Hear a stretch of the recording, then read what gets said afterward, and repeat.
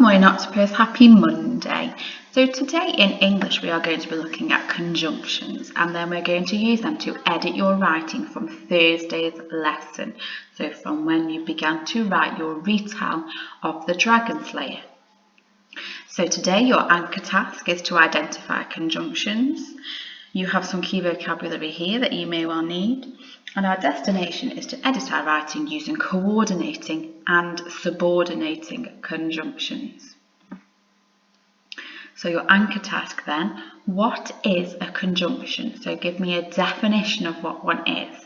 Can you think of any examples? You might even be able to go further and be able to split them into coordinating and subordinating conjunctions if you know what they are already. And finally, underline the conjunction in this sentence here. So we listened eagerly, for he brought news of our family. So pause the video and have a go at your anchor task now. Okay, so a recap of what a coordinating and subordinating conjunction is and the differences between them. So a coordinating conjunction links two main clauses. Now we know that a main clause makes sense by itself. So in this sentence here, we've got two main clauses. We've got, I went to the shops and they had run out of bread. Those sentences make sense by themselves as separate sentences. But we have joined them together using a coordinating conjunction. Now we use conjunctions to vary the length of our sentences, so they're not all the same simple short sentences because our work would be really boring otherwise. So this is an example of a coordinating conjunction, and you have a prompt mat here, a Fanboys prompt mat of all your coordinating conjunctions that you could use to join two main clauses together.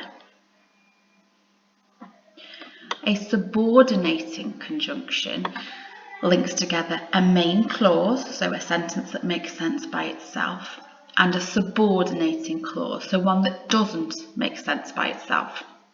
Okay, so you may be disappointed makes sense, so it's a main clause. You fail.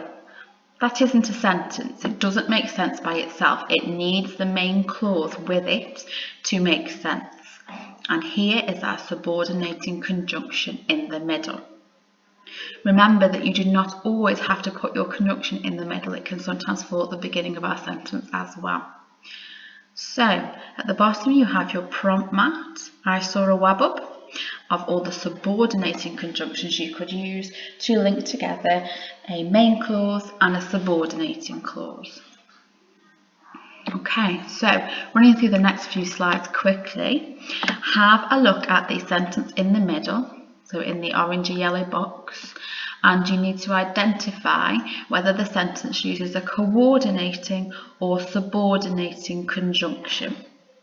So I'll give you a few seconds on each slide and then we will move on. Pause if you need to at any point during the video. So just decide whether it's subordinating or coordinating. You do not need to write anything down for this. You can just do it in your head.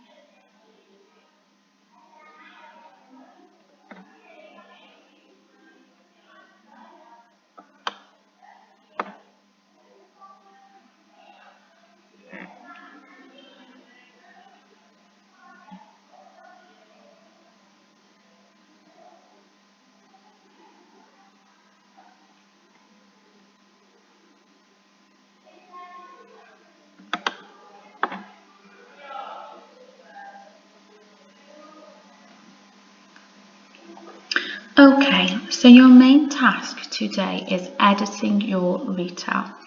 So last Thursday you wrote the first section of your retell. So we used my waggle to begin the story of the Dragon Slayer, and then you continued it all the way up until the fight between the warrior, whose name is Tarragon, and the mother dragon. Okay, today you're going to edit your retell, but you're going to use examples of coordinating and subordinating conjunctions. When you are going through an edit, make sure you're thinking about your arms and cuts. So have you used capital letters and full stops correctly? Do all of your sentences make sense? Have you checked spellings you're not sure of? Okay, so here are some targets for you to focus on, but the priority is using those conjunctions. Please remember that you have your prompt mats further on in the flip chart to help you, your fanboys and I saw a wabble to help you. And you also have the QR code and the link if you need to watch the Dragon Slayer again. So today you are editing your writing from Thursday using conjunctions.